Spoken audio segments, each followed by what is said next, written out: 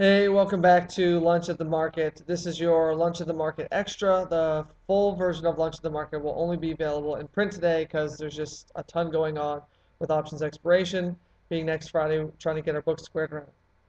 All right, this Netflix issue. We wrote an article yesterday that uh, the company that should really be threatened by the move by Facebook to do this rental model and digital downloading is really Apple's iTunes, not Netflix subscription model. Netflix subscription model offers streaming video that is truly streaming, meaning you can access the content anytime, as many times as you want to, anywhere from any mobile device that has Netflix or television or computer or a game console or any number of ridiculous amount of devices. What Facebook is doing is the digital download model, similar to what Activision Blizzard did for its newest titles like StarCraft 2 and some of the World of Warcraft expansion things, where you can digitally download, meaning you don't have to visit a bricks and mortar store. You click download, and then you own a digital copy only of the content and not a physical hard copy. Doing this increases margins for those that are distributing the content. The drawback is that very few people in the United States have the internet connections fast enough to make digital downloads a reality at this point. Songs, that's one thing. You can download a song pretty quickly, a podcast, but movies or games, for instance, especially StarCraft 2, on several occasions we have attempted to use the digital download when our copy becomes corrupt and we have to reinstall the software, and it is a nightmare. We're talking about 2 hours or more to download this. So the whole idea of streaming is a fantastic idea. But to look at the model that Facebook is offering, they're offering $3 to have the movie available for 48 hours. This is a rental model. What it does, or who its real competitor is DirecTV and Time Warner Cable, which offer movies for $5.99 or $6.99 or $7.99 in their home box office, right?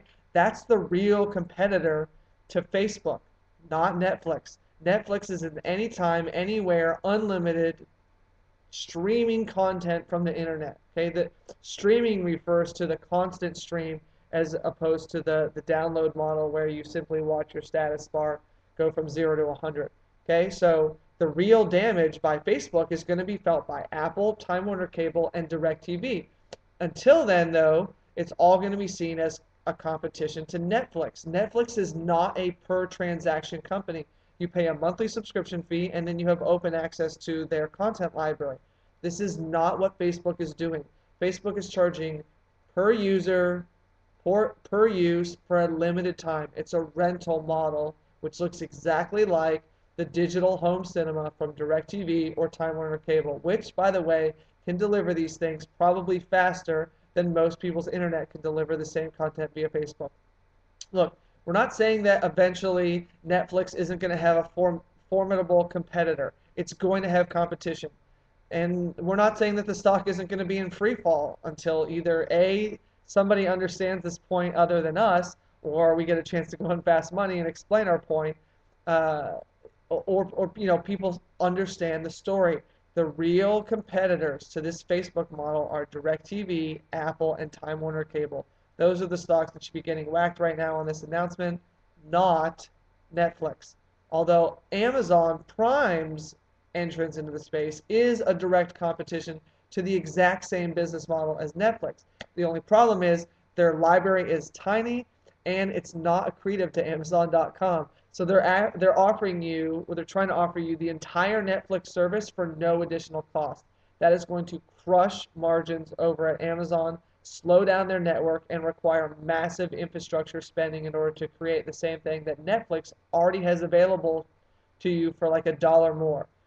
I'm sure there are other benefits that you get with Amazon Prime, but the reality is that Amazon is far away from competing on the same playing field as Netflix. It's like Alcorn State playing against Ohio State. It's probably not going to result in a pretty picture for Alcorn State. Not that they're not a great team in their own right in their own division, which I think is Division Two, but if you bring an Alcorn State up to play an Auburn or an Oregon or a Florida State or an Alabama or anyone at the top in the top 10, Boise State of Division One, it's going to get ugly. So Amazon should stick to what Amazon does better, or spin off a division of the company or something. But to try to take on Netflix at this stage of the game for a player like Amazon is really just a massive distraction.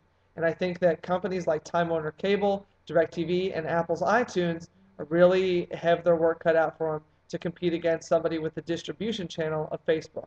Now, if Facebook comes up with a Netflix-like model and they start acquiring content, yada, yada, yada, by all means, be extremely concerned. But for now, it looks like these fears are overblown. But the stock's going to continue to be in free fall until somebody understands who the real competition is that Facebook is really going after. Thanks for tuning in again today. Have a great day, and we'll see you tomorrow.